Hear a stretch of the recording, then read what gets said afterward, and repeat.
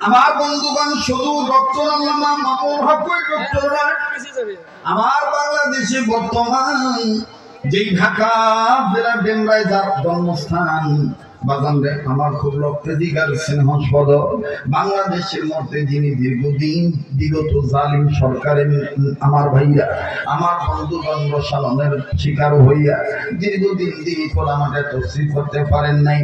দীর্ঘদিন তিনি মালয়েশিয়ার জমিনে ছিলেন। আল্লাহ পাক তাকে আবার সুযোগ করে দিয়েছেন। আমার ভাইরা বর্তমান বিশ্বে বাংলাদেশের মধ্যে মাহফিল করতে গেলে আমার ভাইরা এক এক জেলার মধ্যে খবর হয়ে যায়। আমার বন্ধুগণ কয়েক জেলা থেকে বাগানে মুসলিম উম্মাহ পঙ্গপালের মতন কোরআনের পাখির কণ্ঠ থেকে কোরআনের তাফসীর শোনার জন্য আসে। দল কোনটা করে এটা আমি বলছি না, আমি শুধু তার পরিচয়টা দিচ্ছি। তার নাম হলো মিজানুর রহমান আজহারি। তিনিও কিন্তু বাগান পিএইচডি ডক্টরেট ডিগ্রি অর্জন করা সন্তান মিজানুর রহমান আজহারি। এখানে শেষ নয় বন্ধু, আরো একজন প্রিন্সিপাল সালাম ইমান ইবারতের অত্যন্ত প্রহরী আমার বন্ধুগণ বাংলার জন্য তিনি জিন্দা শাহজালাল বাজানরে আমার বন্ধুগণ যদিও তিনি একজন পীর আমার ভাইরা বাতিলের কাছে যিনি মাথা নত করেন না, যার নাম ডক্টর এনায়েতুল্লাহ আব্বাসী। কথা বলেন ঠিক না ঠিক? এখানে শেষ নয়, আমাদের বাংলাদেশের জন্য বড় খুশখবরিয়া, আমাদের জন্য বড় গর্বের বিষয়।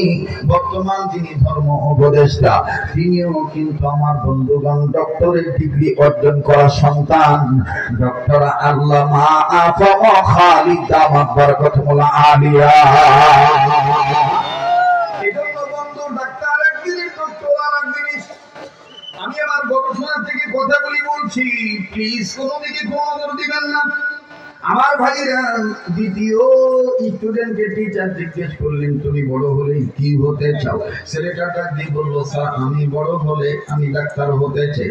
3 নাম্বার ছেলেকে জিজ্ঞেস করলো বাবা তুমি বড় হলে কি হতে চাও? ডাক দিয়ে বলে স্যার আমি বড় হলে ক্রিকেটার হতে চাই। চতুর্থ জনকে জিজ্ঞেস করলো বাবা তুমি বড় হলে কি হতে চাও?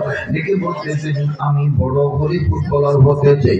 বাবা তুমি কি হতে চাও? পঞ্চম ব্যক্তি ডাক দিয়ে বললো, 5 নম্বর ছাত্রটা ডাক দিয়ে বলতেছে আমি বড় হলে ফুটবলার হতে চাই। তুমি কি হতে চাও? এভাবে বলতে বলতে বলতে বলতে বলতে বলতে কেউ বলেছে গিটার ম্যান, কেউ বলেছেন আমার বন্ধুগান মিউজিক ম্যান, কেউ বলেছেন আমার বন্ধুগান ভিন্ন ভিন্ন ধরনের ক্যারেক্টার অর্জন করার জন্য, উপাধি নেওয়ার জন্য, লকব নেওয়ার জন্য তাদের নিজের প্রতিভার কথা বলেছে। কিন্তু বন্ধুরে বাস্তবের বিষয় হইল সর্বশেষ গ্রন্থে যে ছেলেটা বসে আছে সেই ছেলেটা মুসলমানের সন্তান। এই খ্রিস্টান টিচার মুসলমান স্টুডেন্টকে ডাক দিয়ে বলে বাবা তুমি বড় হলে কি হতে চাও? এই ছেলেটা অনেকক্ষণ চুপ থেকে দাঁড়িয়ে ডাক দিয়ে বলে স্যার আমি বড় হইলে সাহাবী হতে চাই। কি হতে চায়? আবার বলেন কি হতে চায়? সাহাবী হতে চায়। টিচার ডাক দিয়ে বলে হোয়াট ইজ দিস সাহাবী? সাহাবী কি? এইটা কি গায়ে দেয় না, খায় না, গায়ে না লাগায়? সন্তানটা ডাক দিয়ে কয় স্যার এই সাহাবীর মূল কথা হলো মা বাবার কাছ থেকে শিখেছি আসহাবী কান নুজুম। যারা আলেম ওলামা আছেন তারা বুঝে ফেলতেছে। ডাক দিয়ে বলে স্যার সাহাবী হলো দুনিয়ার জমিনে সাগর উপসাগর আটলান্টিক মহাসাগরে বড় বড় শিবের বড় বড় জাহাজের নাবিকেরা রাত্রি অবস্থায় যেন রাস্তা নদী পথ ভুলে না যায়, পানি পথ ভুলে না যায়। এই জন্য তারা আকাশে তারা দেখে দেখে সাগরের পথ ঠিক রাখি, নদী পথ পানি পথ ঠিক রেখে তারা সুপথে চলাচল করে। আমার রাসূল বলেছেন আমার উম্মতে মুহাম্মাদিয়া তোমরা দুনিয়াতে মধ্যে যেন পথভ্রষ্ট না হও, গোমরা যেন না হও। এই জন্য আমি রাসূল বলে দিলাম, আমার প্রত্যেকটা সাহাবী তোমাদের জন্য, দুনিয়ার নাবিকদের জন্য যেমন তারকা, পথ দেখার তারকা, পথ চিনার তারকা, ঠিক আমি নবী বললাম আমার আল্লাহ এবং আমি রাসূলকে পাওয়ার তোমাদের জন্য তারকা তুল্য হলো। ইমানের সহিত যারা আমাকে দেখেছে আমার সহচর সাহাবীরা,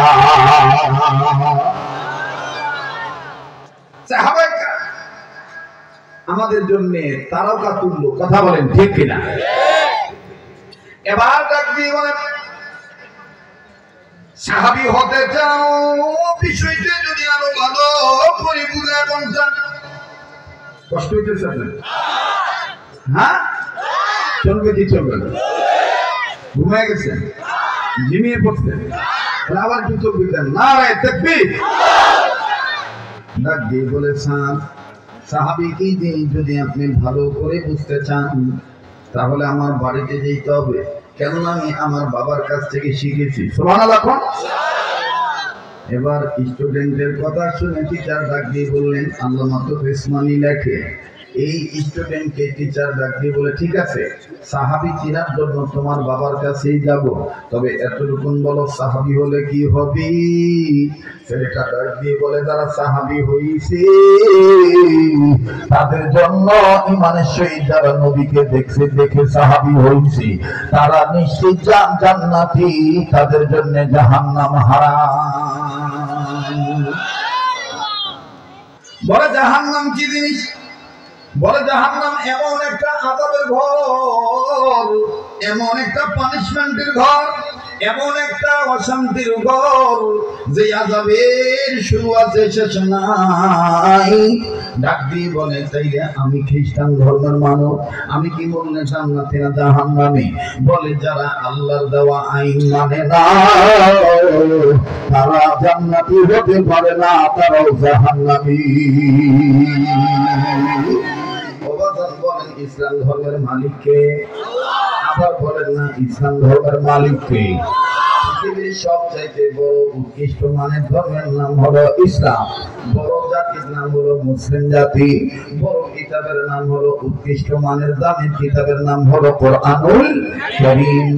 পৃথিবীর সবচাইতে বড় নেতার নাম, যিনি ছিলেন নবীদের নবী, বিশ্ব নবী, আমার আপনার নবী মুহাম্মদুর রাসূলুল্লাহ সাল্লাল্লাহু আলাইহি ওয়াসাল্লাম। কথা বলেন ঠিক কিনা? এবার ডাক দিয়ে বলে, তুমি কোন সাহাবী হতে চাও? আমার যদি একটু নাম বলতা, আর কেনই বা ওই সাহাবী হতে চাও? ছেলেটা ডাক দিয়ে বললেন, স্যার বিস্তারিত ব্যাখ্যা বলবে আমার আব্বু, চলেন যাই বাসায় চলে যাই। মুসলমান ভাইরা আমার, এবার টিচারের সাথে স্টুডেন্টের সাথে যখন টিচার মুসলিম পরিবারে মুসলমানদের ঘরে ঢুকলেন, মুসলমানদের ঘরে ঢোকার পরে এই ছাত্রটার বাবাকে ডাক দিয়ে বলতেছেন, ভাই ভালো আছেন? আপনার ছেলে তো আজকে আমাকে অবাক করে ফেলে দিয়েছে, কি একটা হতে চায়, সাহাবী হতে চায়। ভাই বলেন না আপনার সন্তানের অন্তরে টেন্ডেন্সি কোন দিন থেকে ঢুকলো? একটু বলেন না সাহাবী কেমন জিনিস, সাহাবী কি? ডাক দিয়ে বলে, স্যার মাফ করবেন, আমি দাওয়াত ও তাবলীগের সাথী, আমি দাওয়াত ও তাবলীগের কাছে সময় দেই। স্যার গো শুনে নেন, শুনে নেন, আমি পারিবারিক ক্ষেত্র হতে প্রতিদিন রাত্রিবেলায় ঘুমানোর আগে, খানা খাওয়ার পর আমার ছেলে, আমার মেয়ে, আমার বিবিকে নিয়ে আমি একটা কিতাব মোতালা করি, একটা কিতাবের তালিম করি। ওই কিতাবটার নাম হলো হেকায়েতে সাহাবা। ওই হেকায়েতে সাহাবার মধ্যে হতে সাহাবায়ে কেরামদের জীবনী আমি আমার বাচ্চাদেরকে শোনাইছি। শুনতে শুনতে শুনতে শুনতে আমার ছেলের ভিতরে, ছেলের অন্তরের ভিতরে সাহাবী হওয়ার সাথ জেগে গেছে। বলে তাই আমাকে একটু শোনান তো দেখি। এবার বাজার আমার বন্ধুগণ খায়রুকুম মান তাআল্লামাল কুরআন ওয়া আল্লামা, এই কথাটা বুঝাইতে যে আমি কথা বলছি কষ্ট হচ্ছে নাকি আপনাদের? বলতেছে তাই আমাকে একটু পড়ে শোনান তো দেখি। আমার বন্ধুগণ হাকায়াতে সাহাবা খুললেন, সাহাবায়ে কেরামের জীবনী খুললেন। খুলতে যে বন্ধুরে যখনই এই পিতা আমার বন্ধুগণ খ্রিস্টান টিচারকে শোনাচ্ছে, নবীর একজন সাহাবী ছিলেন যার নাম হযরতে হামজালা রাদিয়াল্লাহু তাআলা। এই হামজালা নাপাক ছিল, আল্লাহ রাব্বুল আলামিন তাকে কুদরতি পানি দিয়া আসমানের উপরে উঠাইয়া তাকে পবিত্র বানাইয়া তাকে জান্নাত দিয়া দিছে। খ্রিস্টান বিচার ডাক দিয়ে বলতেছেন, ভাই বলো কি তোমাদের ধর্মে নাপাক থাকলেও আল্লাহ তাআলা কুদরতি পানি দিয়ে গোসল করে পবিত্র বানায় দেয়? বলে হ্যাঁ পবিত্র বানায় দেয়। বলে আমাকে একটু ঘটনাটা পুরোপুরি বিস্তারিত শোনাও না। ঠিক ওই মুহূর্তে বাচ্চারা ডাক দিয়ে কয়, আব্বু টিচার আমাকে জিজ্ঞেস করেছিল তুমি কোন সাহাবী হতে চাও, তখন আমি বলেছি বাড়িতে যে বলবো। আব্বা তোমাকে সাক্ষী রেখে আজকে আমার টিচারকে জানাই দিই আল্লাহ যেন আমাকে হামজালার মতন বানায় দেয়। কেননা আমি খ্রিস্টানদের সাথে চলাফেরা করি, খ্রিস্টানদের সাথে লেখাপড়া করি। অনেক সময় উপরে পবিত্র থাকলেও তাদের কৃষ্টি কালচার তাদের তামাদ্দুন দেখে ভিতরে নাপাক হয়ে যেতে পারি। আল্লাহ তাআলা আমাকে হামজালার মতন মাফ করে দিয়া কুদরতি পানি দিয়া জান্নাতের পানি দিয়া গোসল করাইয়া আল্লাহ পাক যেন আমাকে জান্নাত দিয়ে দেয়। এইজন্য আমি সাহাবী হামজালা হতে চাই। ও শফিপুর এলাকার বাবারা, রতনপুর এলাকার বাবাইরা একটু খেয়াল করেন বন্ধু, কোন দিকে কোন নজর নাই। মুসলমান ভাইরা আমার বন্ধুগণ, এবার সাহাবী হামজালা রাদিয়াল্লাহু তাআলা হওয়ার জন্য অভিপ্রায় যখন ইচ্ছা যখন প্রকাশ করলেন, আমার ভাইরা আমার বন্ধুরে খ্রিস্টান টিচার ডাক দিয়ে বলতেছেন হামজালা কেমন নাপাক ছিল, হামজালা কেমন অপবিত্র ছিল, আর হামজালাকে তারা আল্লাহ রাব্বুল আমিন জান্নাতের পানি দিয়ে গোসল করায়া দিল। আমার একটু ঘটনাটা শোনাও তো দেখি। এবার বাজারে হাকায়াতে সাহাবা থেকে যখন সুন্দর করে মুসলিম বিশ্বের এই সন্তান এই তবলিগের জিম্মাদার যখন ঘটনাটা শোনাইলেন, আপনাদের জানা ঘটনা আমি আপনাদেরকে 2 মিনিটে শোনাই দেই বন্ধু। হযরতে হামজালার অন্তরে নবীর প্রেম কেমন ছিল, ইসলাম ধর্মের মায়া মহব্বত কেমন ছিল। আরে বন্ধু কোন দিকে কোন নজর নাই, গভীর মনোযোগে কথাগুলি শোনা যায়। আমার বন্ধুগণ জীবনের শেষ বয়ান মনে করে বয়ান করছি, একটু পরে আমার আপনার মওত হয়ে যেতে পারে। কার পিছনে যিনি মালাকুল মওত ধরা রয়েছে, কার জন্য জানি জঙ্গলার বাঁশরি হয়ে গেছে, কার জন্য জানি কাপড়ে কাপড় তৈরি হয়ে গেছে, কার জন্য জানি রে কবর মাটি বায়না হয়ে গেছে। এজন্য বন্ধুরি জীবনের শেষ বয়ান মনে করে বয়ান করছি। আল্লাহ পাক যেন আজকে আমাদের এই মজমাকে কবুল করে। আওয়াজ দিয়ে বলেন না আমিন। হযরতে হামজালা রাদিয়াল্লাহু তাআলা কেমন ইমানের পরিপূর্ণ ছিলেন। হামজালা রাদিয়াল্লাহু তাআলা বিধি ব্যবহার করেছেন। মুসলমান খুব খেয়াল করেন, মনোযোগী হয়ে যান বাবা। দেখেন তো দেখি দিলটা নরম হয়নি, এক ফোঁটা চোখের পানি আপনি হাকিকতার নবীর প্রেমে ফলাইতে পারেন কিনা? কান্না না আসলো কান্নার ভান ধরবেন বন্ধ, কান্নার ভান ধরলো আল্লাহ পাক আমাকে আপনাকে নবীর প্রেমিকের লিস্টে গণ্য করে নিবে। আল্লাহ পাক আমাকে আপনাকে ছেলে মাফ করে দিতে পারে। কেন রে মুসলমান, মাদ্রাসাদেরকে ঘৃণা করবা, মাদ্রাসাওয়ালাদের জঙ্গি মনে করবা, হুজুরদেরকে তুমি 2 টাকার হুজুর বলে গালি দিবা। শুনে না মুসলমান, হক্কানি উলামায়ে কেরামগণ নবীজির ওয়ারাসাতুল আম্বিয়া নায়েবে রাসূল, এই আলেমদেরকে সম্মান করলে আল্লাহ বলেন তুমি যেন আমার নবীকে সম্মান করলা। নবী বলেন যারা হক্কানি আলেমের সাথে মুসাফা করবে, যারা হক্কানি আলেমের হাতে হাত রেখে মুসাফা করবে, আমি রাসূল বলে দিলাম তারা যেন আমি নবীর সাথে মুসাফা করলো। যারা আলেমদেরকে সালাম দিবে, নায়েবে রাসূলদেরকে সালাম দিবি, তারা যেন আমি নবীর সালাম দিল। যারা আলেমের পিছনে আলেমের ইমামতিতে নামাজ আদায় করবে, তারা যেন আমি নবীর পিছনে নামাজ আদায় করলো। মুসলমান ভাইরা আমার বন্ধুরি, হযরত হামজালা রাদিয়াল্লাহু তাআলা আনহু বিবি গোসলি ব্যবহার করেছেন, গোসল ফরজ হয়ে গেছে, শরীর না ফরজ গোসল করার জন্য পানির কাছে গেছে, পানিও মুখের ভিতর নিয়েছে, উলি করবি ঠিক নিমিং টাইম শয়তান আমার দুধের পক্ষ থেকে কে জানি ঘোষণা করে দিবি বলে দেয় কুতিলা মুহাম্মাদুন, মুহাম্মদ নবী কতল হয়ে গেছে। মুহাম্মদ নবীকে দুনিয়ার কাফের বেঈমানরা মাইরা ভালাইছে, নবী মুহাম্মদ দুনিয়া নাই। সাহাবী হামজালা এই কথাটা শোনার পরে মুখে পানি নিয়েছেন কুলি করার জন্য, আমার বন্ধুগণ পানি মুখ থেকে ফেলে দিলেন, নাপাক শরীর লইয়া আমার বন্ধুগণ বিবির কাছে আসলেন। বিবির কাছে এসে ডাক দিয়ে বলে, বিবি রে, আরে বিবি তরবারিতে বিদায় দিয়ে দে, বেঁচে থাকলে দেখা হবে দুনিয়ায়, আর না হয় দেখা হবে কিয়ামতের ময়দানে। সাহাবী হামজালার বিবি ডাক দিয়ে কয়, স্বামী আপনি কাঁদেন কেন? আর কেন আপনি তরবারি চান? আপনি তো না